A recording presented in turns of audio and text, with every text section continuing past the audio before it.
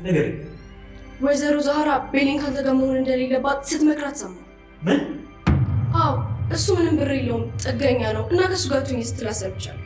ወይዘሮ ዛህራ እንደዚህ አይነት ሰው ናት እንዴ?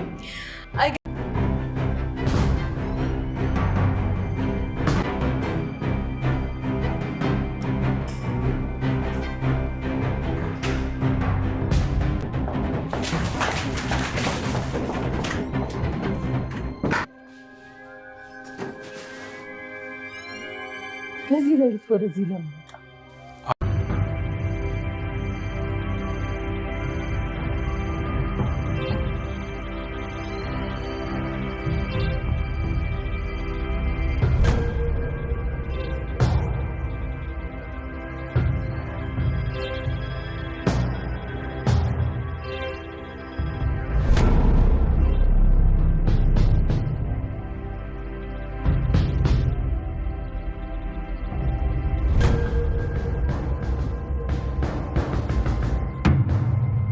ባባረኩ ኩላሌ ገባሽ?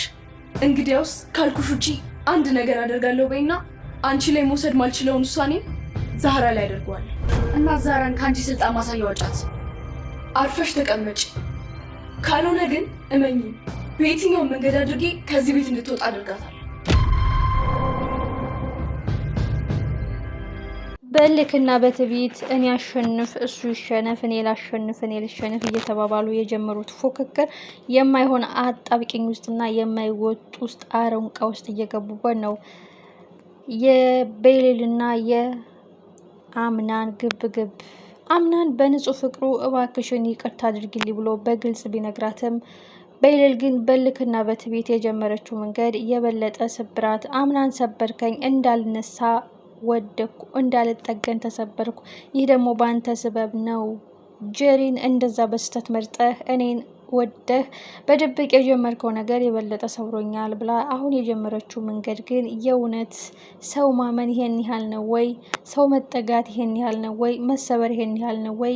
ጉዳት ይሄን ያህል ነው ወይ ብላ የምታይበት መንገድ ሂዳበታለች። እንግዲህ አወዳደቆ የከፋ ነው የሚሆነው ቤሊል። ምክንያቱም አንደኛ የአምናን ጥላት ነው፣ እሷን እንደ መሳሪያ እየተጠቀመባት እንጂ ወዷት አይደለም። ሁለተኛ እውነታው ሲጋለጥ አንድ ከአምናን ጥላት ጋር ወንድም መስሎ እየገዘገዘ መሳሪያ አድርጎ ሲጠቀምባት የነበረ አቶ አምናን በንጹህ ልቡ እባክሽን አስታራቂ የለን እኛው እንታረቅ እያለ እንግዲህ ደጋግሞ ሲማጸናት እሷም ከመንገዴ ላይ አትቁም በማለት እንግዲህ አምናን የበለጠ ልክ ውስጥ አስገብታው ማርያን እንዲመርጣት ሳይፈልግ እንዲያገባት ሳይፈልግ ለመውደድ እየሞከረ ከውስጡ የቤሊል ፍቅርና ፍላጎት ባይወጣለትም በልክና በትዕቢት ሁለቱም የማይወጡበት አሮንቃ ውስጥ ገብተዋል።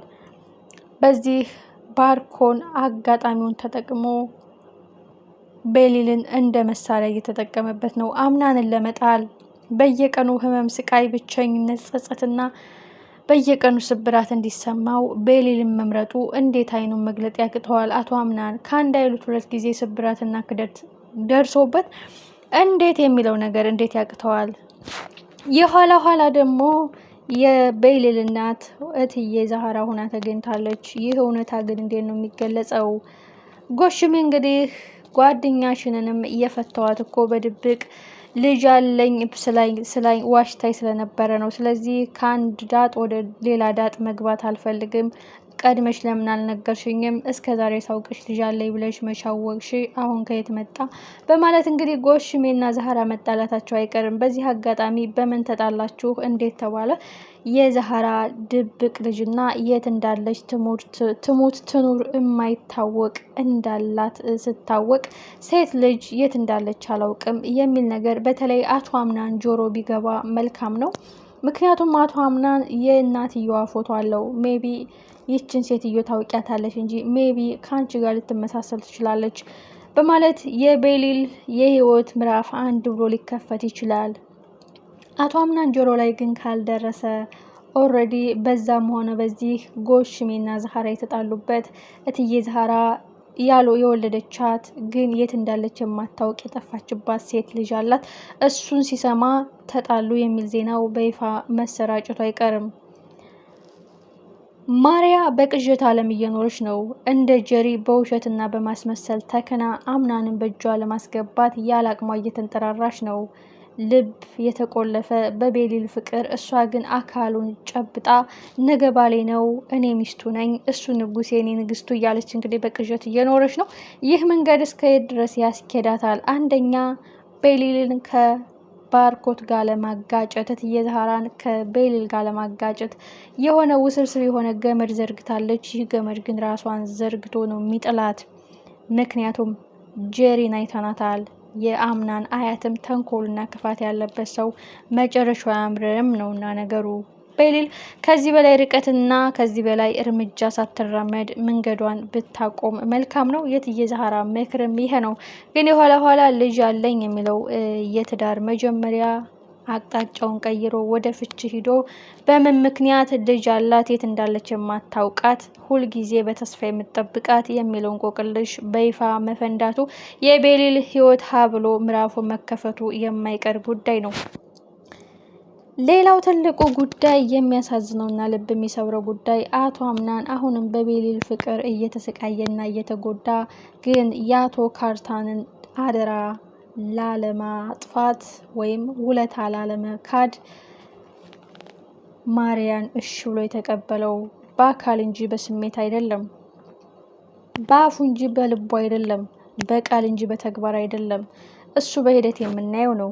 ቤሊል በልቡ ተቆልፋ ተቀምጣ ከሷ ውጭ ወደ ውጭ ብሎ ማሪያ የኔ ፍቅር፣ የኔ ባል፣ እኔ ንግስትህ፣ አንተ ንጉሴ እያለች በቅዠት ብትኖርም የማይኖር ህይወት ነው እንጂ የሚኖር ዓለም አይደለም የመረጠችው። አምናን ግን እንደዚህ ሆኖ እየተጎዳ ነው። እውነታው የቱ ጋ ነው ያለው?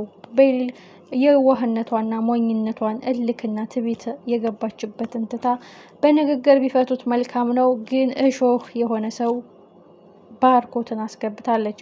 ባርኮትን ልታስቆም የምትችለው የአምናን አክስት ብቻ ናት፣ ሚስጥሩና እንቆቅልሹን ስለምታውቅ ማለት ነው። ስለዚህ እሷ ወደዚህ ቤት መታ ነገርየውን በግልጽ ከተረዳች ይህ ልጅ በቀልና እልክ ከቤል ጀምሮ ነው እንጂ እሱ አምናንን ለመጣል ያጣውን ለመቀማት ነው፣ ያጣውን ለመውሰድ የተነጠቀውን ለመቀማት የተደሰተበትን የአምናን ህይወት ለማበላሸት ነው የመጣው በማለት እውነቱን ካልተናገረች በስተቀር አቶ አምናን ከባድ ህይወት ላይ ወድቋል። በጣም የሚያሳዝነውና ልብ የሚሰብረው ጉዳይ አሁንም ሜሊክ ሞቶም ሰላም እየነሳው ነው አቶ አምናንን። እሱም ካታሪካ የእውነት አምናንን አሳልፋ ትሰጠዋለች ወይስ ለምንድን ነው ማሪያን አምናን የሚገባውን ቅጣት እንዳያገኝ ለምን ብር ከፍለሽ አስወጣሽው? የሰው ደም እኮ ነው፣ እንቅልፍ ይወስድሻል ወይ ሰላም ይሰጥሻል ወይ ማለት እንግዲህ ስትቆጣት አይተናል። እንደ ሀቅ ከሆነ ሜሊክ በጣም ከባድ ተሰርቷል። እሱም ሲታመን መክዳቱና ድርጅቱን አሳልፎ መሸጡ። ይህንን ካታሪካም ጠንቅቃ ታውቃለች። አቶ አምናንም እያሳዘናት ያለው ይሄ ነው። እውነት አለው ሜሊክን የገደለበት እውነት አለው። ከሜሊክ ጋር ግብግበት የያዘበት ግን መግደል የለበትም የሚለው በህግ ደረጃ ወንጀል ነው። ግን ትልቁ ጉዳይ ካታሪካ ለምንድን ነው ለአቶ አምናን ጉዳቱን ስትፈልግ እንደዛ ድርጅቱ ስታከስር ቆይታ ማዘን የጀመረችው? የኋላ ኋላ ግን ጥላቱ ወዳጅ ሁና ከመጡበት ጥላቶች ከተሰገሰጉበት እሾሆች ነቅላ ታወጣው ይሆን? አበጥራ ጥላቶቹን ታወጣለት ይሆን? ከሜርሲና ከባሩክ ጀምሮ ወይስ ምን ይፈጠራል? አቶ አምናን በፍቅር በደስታ መኖር ሲገባው ሰላሙን አጥቶ በቅዠትና በቁስል ሁልጊዜ በጸጸት እየኖረ ነው። በተለይ አሁን የመጣው ባርኮት ገዝግዞ ህመምና ስቃይ፣ ጸጸትና ግርፋት፣ የማይመለስ ጥያቄ፣ የማይድን ቁስል አድርጎበታል። እሱን ቤሊል ነጥቆታል። ቀጣይ ክፍል ሁላችንም በጉጉት እንጠብቀዋለን። የቤሊልና የእትዬ ዛህራ መጨረሻስ ምንድን ነው? ከህይወቴ ውጪ አንቺ የዚህ ቤት ሰራተኛ፣ እኔ ደግሞ የዚህ ቤት እንግዳ በማለት እንግዲህ ማሪያ ስለዛተችባትና ስላስፈራራቻት ከእትዬ ዛህራ ጋር ርቃለች። መጨረሻው አጓጊና ልብ አንጠልጣይ